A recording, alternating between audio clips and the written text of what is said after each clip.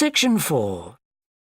You will hear a university lecture about an endangered bear in British Columbia, Canada, known as the spirit bear. First, you have some time to look at questions 31 to 40.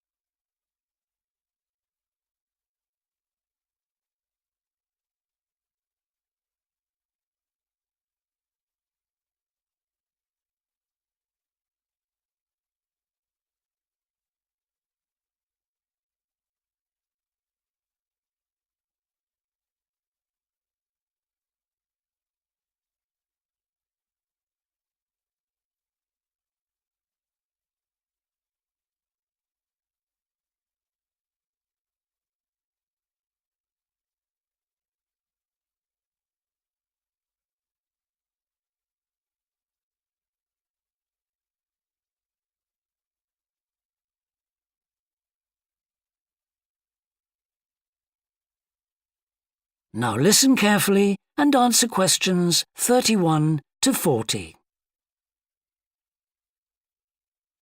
Today, we continue our series on ecology and conservation with a look at a particularly endangered member of the black bear family.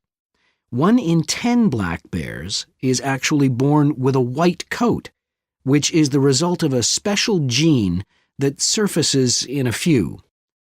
Local people have named it the spirit bear, and according to the legends of these communities, its snowy fur brings with it a special power. Because of this, it has always been highly regarded by them, so much that they do not speak of seeing it to anyone else. It is their way of protecting it when strangers visit the area. The white bear's habitat is quite interesting. The bear's strong relationship with the old-growth rainforest is a complex one. The white bear relies on the huge, centuries-old trees in the forest in many ways. For example, the old-growth trees have extremely long roots that help prevent erosion of the soil along the banks of the many fish streams. Keeping these banks intact is important because these streams are home to salmon, which are the bear's main food source. In return, the bear's feeding habits nurture the forest.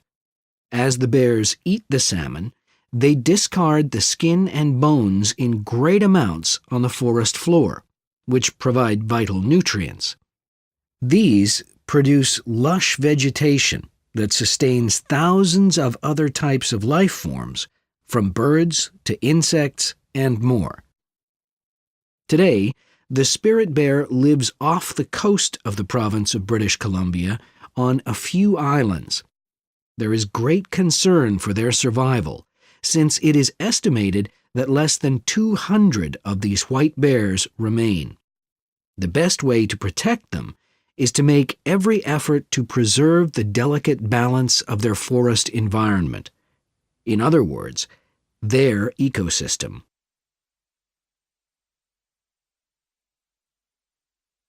The greatest threat to the bear's existence is the loss of its habitat. Over many years, logging companies have stripped the land by cutting down a large number of trees.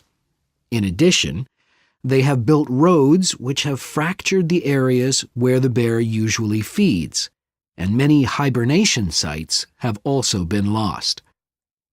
The logging of the trees along the streams has damaged the places where the bears fish. To make matters worse, the number of salmon in those streams is declining because there is no legal limit on fishing at the moment. All these influences have a negative impact on the spirit bear's very existence, which is made all the more fragile by the fact that reproduction among these bears has always been disappointingly low. And so, what's the situation going forward? Community organizations environmental groups, and the British Columbia government are now working together on the problem. The government is now requiring logging companies to adopt a better logging method, which is a positive step.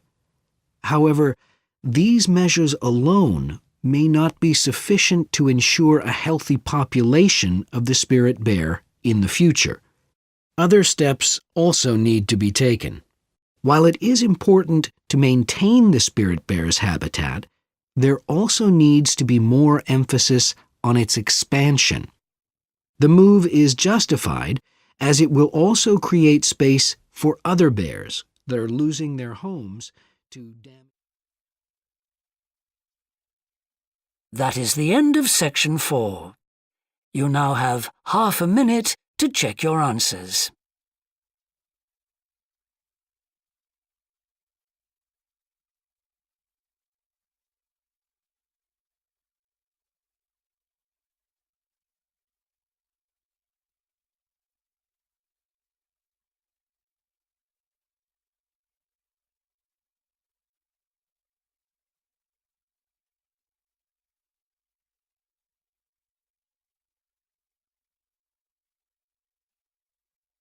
That is the end of the listening test. In the Ielts test, you would now have 10 minutes to transfer your answers to the answer sheet.